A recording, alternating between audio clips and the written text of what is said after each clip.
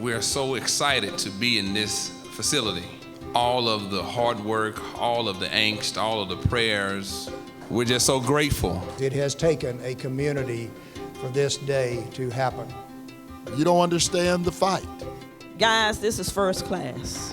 This is first class all the way. But I'm not confused.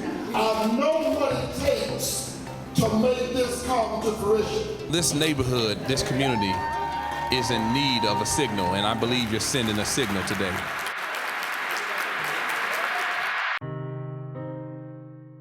Let me just give y'all some perspective on what this block was like 15, maybe 20 years ago. This particular block right here was the haven for drug activity, robbery, prostitution, the whole 9 yards. I mean, hot sheet motels, crime and drugs and illegal retail businesses. The only way to get rid of that was to acquire them. And the amount of funding that was spent to acquire those properties were way beyond the market value. We raised money from donors. Because no bank would finance this. We raised money from the city, helped put some improvements in there in the streets and so on. It sent the right signal to the community that we are indeed trying to help clean up the area, deal with the crime, and that we're committed to a long term. It said from day one that we were going to have a lot of subsidy or grants to help overcome that, and that's where we were. Financing project in a particularly low-income zip code, as Frazier is in, is virtually impossible. There is no conventional financing, period.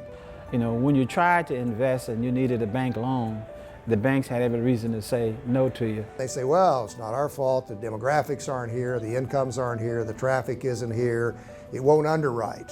JP Morgan Chase stepped up as one of the heroes for financing. We were still struggling with trying to get the land acquisition squared away to do a residential project, mixed income residential project. We spent 3 years trying to get a mixed income housing, multifamily housing project going. So as we were approaching various organizations to possibly be tenants in this community gathering area and in the commercial area, we approached Parkland Hospital. As it turned out, they were thinking about relocating their Southeast clinic. That was really kind of the beginning, and so we started working intensely with FRI. We explained that we wanted it to be part of a waiver program that we're involved in, as well as a replacement for the East Dallas Health Center. So that began a great working relationship with Parkland to design a great clinic. It was just remarkable to see how all the institutions work together. It's been the fastest and shortest length of time we've ever had here at Parkland to get a health center in place, and it is just gorgeous. We had a great team of people pulled together, from the contractor to the construction manager to the architects, and we got the project built. To be a part of a huge project like this is incredibly satisfying. It's been a remarkable odyssey. There was probably a reason why we couldn't put single-family homes there and a reason why we couldn't put multifamily homes there. There was a reason why this project needed to be there. You don't have to go to Parkland Hospital, you don't have to go to the side of town. It's right here in the neighborhood. I would just say it's in the best interest of Dallas that we have a just and equitable society here. It's in all of our interest. I love seeing vision become reality, and what I experienced today is not only just synergy, but I think it's going to be a catalyst that's going to bring about transformation in this community. This kind of development does not happen typically in our neighborhood. This facility is top-notch. They did not spare anything in building this facility. You got to remember, this neighborhood feels forgotten.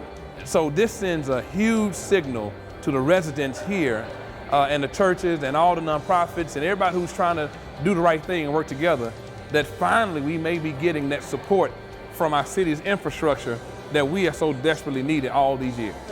You've got the DART train, it's the Green Line, 70,000 people coming here a year.